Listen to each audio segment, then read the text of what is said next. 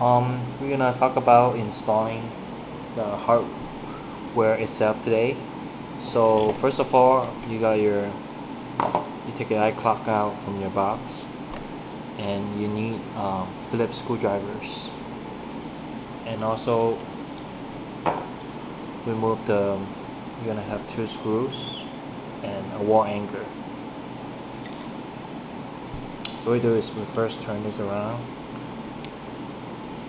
and we'll open this bottom up.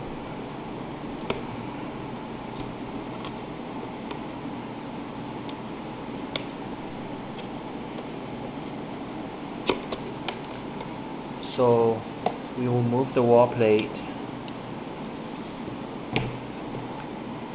and from here we will use the screw to mount the wall plate. So after we mount the wall plate, we can place this back to the wall. That'll be all.